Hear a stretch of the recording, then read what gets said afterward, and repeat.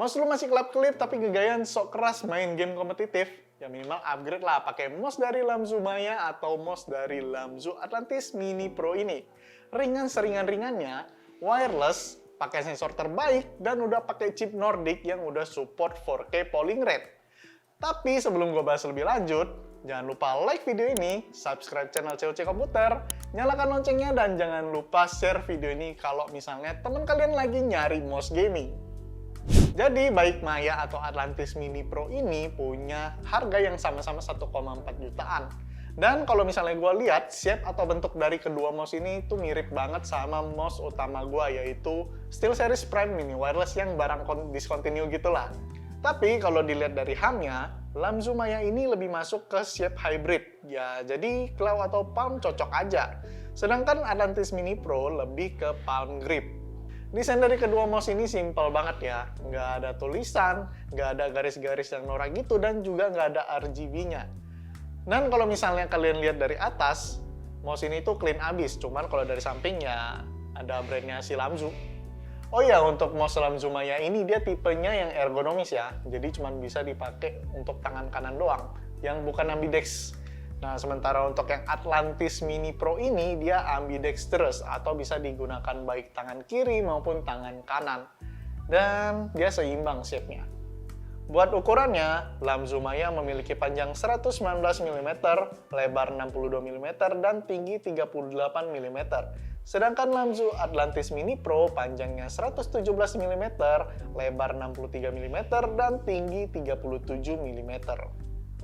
Selain untuk ngurangin beban dari kedua mouse ini, jumlah tombol di kedua mouse ini juga nggak terlalu banyak, dengan total 6 buah tombol termasuk dengan scroll wheel-nya. Dan semua tombol di mouse ini bisa kalian customize ya, dengan aplikasi dari Lamzu. Di aplikasi ini, fitur-fiturnya juga lengkap, dan ada profile yang bisa kita setting-setting sesuai dengan yang kita mau. Ngomong-ngomong soal berat, Lamzu Maya ini memiliki berat cuma 45 gram doang dengan toleransi kurang lebih 2 gram aja. Gokil sih, mouse ini bisa seringan itu. Tapi meskipun ringan, mouse ini punya tipe desain body yang tanpa kom atau berlubang-lubang gitu, yang kadang menurut gue itu agak mengganggu dan gampang masuk debu. Dan untuk pengurangan bahannya itu dilakukan di bagian body bawah. Kalau yang Atlantis Mini Pro, dia punya berat 51 gram dengan toleransi sekitar kurang lebih 2 gram juga.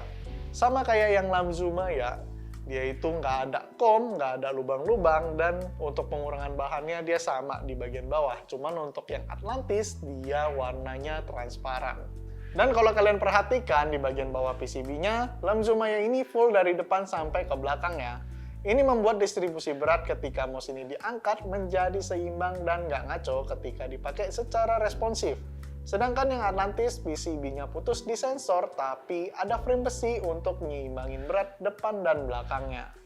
Masuk ke spesifikasinya, Lamzu Maya dan Atlantis Mini Pro ini menggunakan sensor paling terbaru, yaitu Pixar 3395, yang digabung dengan chip Nordic MCU untuk pengalaman gerakan mouse yang lebih smooth.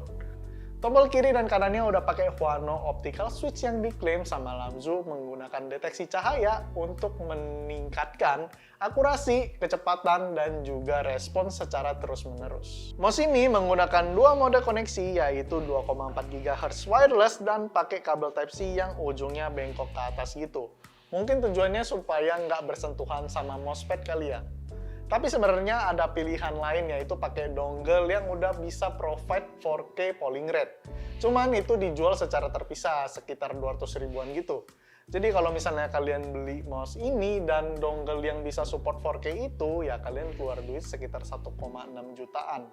Dan kalau misalnya kalian nggak pakai mouse yang 4K polling rate itu, ya mouse kalian tuh akan jalan di polling rate default atau di 1000 Hz. Terus dengan harga 1,4 juta, kita bisa dapat apa lagi? Dalam paket penjualannya, kita akan dapat Pure PTFE Fit 1 set sebagai cadangan, Velvet Back, USB dongle 2,4 GHz, USB adapter, kabel Type-C tipe paracord 1,8 meter, dan juga kayak ada shield gitu untuk bagian bawahnya yang berlubang.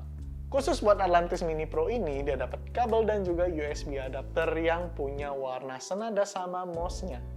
Sepele tapi patut diapresiasi hal kecil kayak gini. Berarti memang Lamzu itu mikirin banget orang-orang yang mungkin OCD kali ya. Jadi menurut kalian harga segitu worth nggak? 1,4 juta tapi kalian dapat mouse yang udah support 4K polling rate dan dapat aksesoris yang lengkap.